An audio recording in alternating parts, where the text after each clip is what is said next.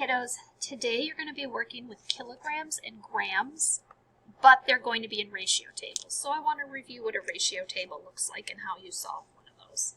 So here I have a ratio table where on one end I have 1.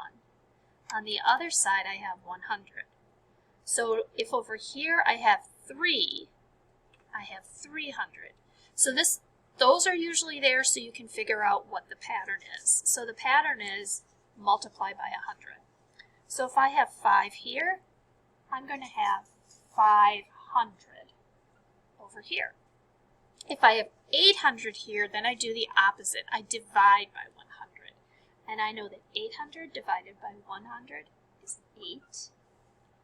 And the same thing down here. If I divide 8,000 by 100, I am going to get 80. All right? Finish the next 2 slides, please.